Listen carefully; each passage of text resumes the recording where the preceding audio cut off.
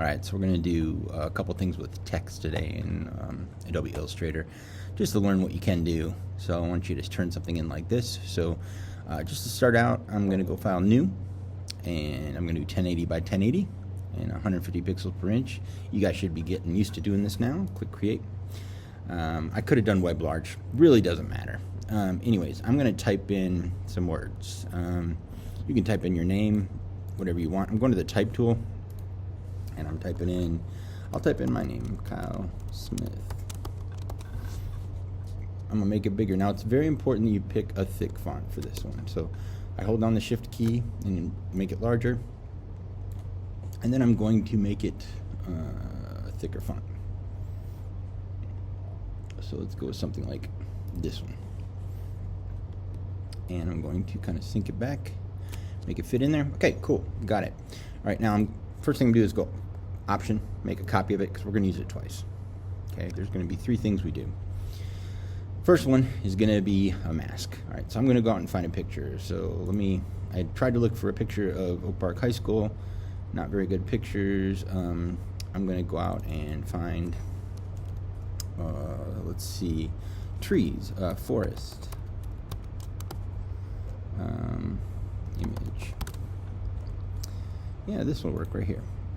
So I'm going to grab this one. Actually, this is huge. It's 6,000 by 4,000. You can see that down there. That's great, because that means it's higher resolution. I'm going to right-click and copy it. And I'm going to go to Illustrator, and I'm going to paste it, and it's going to be giant. So let's see what it comes out. Oh, yeah, it's way too big. But that's right. I'm going to zoom out. You know, and I really got to look up and see if there's an easier way to shrink these down to the right size. I mean, you could save it down and then place it, but I'm just going to shrink it down with the Shift key down and put it behind, like right in front of the words here. And then I'm going to Command 0 to go back to it. Okay.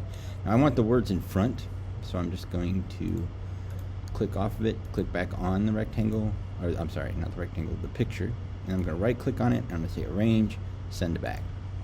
So now you see the words Kyle Smith, and I want to kind of position it so I can see some of the trees and some of the background, but mostly the trees. Okay.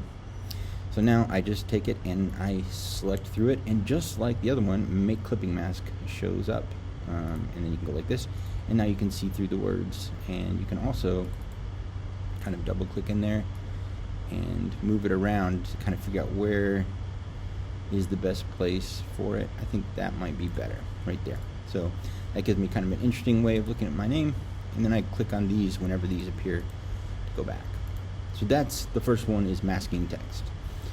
I can also go into this, I believe, and set a stroke on here, so it kind of gives that outline to it if I want to. Okay.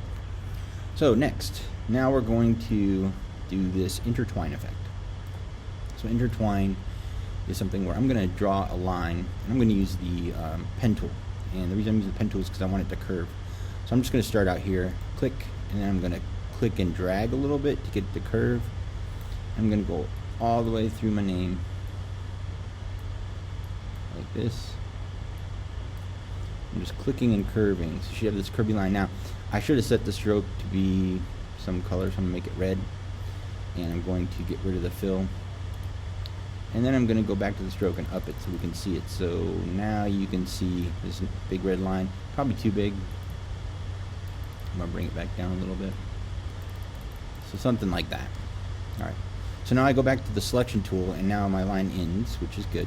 And I see that I have the line going in and sort of around, but I want it to go behind this letter, in front of this letter, and I could like break this up and start moving the line, putting this in front, putting that in back, but they have a cool tool in here where I can just select all of it, and then I can go to Object and go to Intertwine and Make. Now as soon as I do this, I can start to click on areas that I want it to go behind. So I want to go behind the K, I want to go in front of the Y, behind the L, in front of the E, behind the S, in front of the M, other side of the M I want to go behind. You can kind of get the idea now is how it's going. I can make this last part. Nope, I don't like how that looks, so I'm going to leave that where it was with a Command Z. So it kind of intertwines in between. So sometimes you'll have text that has like an arrow through it or something like that, and you'll want to use this. And now I'm going to group it all together, so Command G. Alright, pretty easy stuff. Now I'm going to go to another one, which is type on a path. So I'm going to again draw something with the pen tool, And remember, it's click and then click drag and then let go and then click drag and then let go and then click drag and let go and then click drag and let go. Alright, so there's what I have so far. Now I'm going to click on the selection tool, and it really doesn't matter what the line looks like. I'm going to go to the text tool and I'm going to click and hold. I'm going to go type on a path. And this is my type on a path tool. And I'm just going to hover over the line while it's selected, and it should allow me to click on it, and now the words are on there. So now I can write Kyle Smith, and I'm just going to make it bigger. So I go up here and I up the font, and now you'll see it follows along that line any way I do it. And back down a couple. There we go. So just a squiggly line. You can also do the same thing with a circle. So take a circle. Could be an oval actually. And then I go to type on a path. Go up here, click on the line, and now I know it's going to go around and go, this is fun to do. And then I can just up it, or I can make the circle smaller, kind of get it to fit better around it. So make it a little smaller and make this font a little bigger.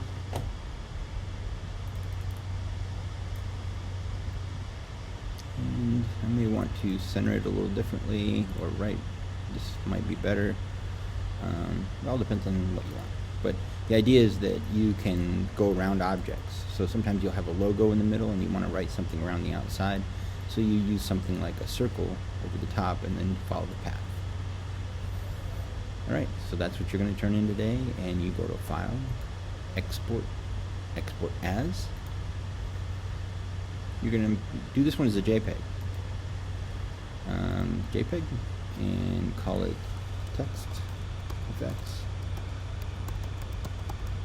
And export, and then turn that in as a JPEG, and that is the text effects for today. And we might get something else, and I'll put another video out there if we do, but this will be the second part of what we do. This is the Illustrator challenge for today, so I will look at your work soon.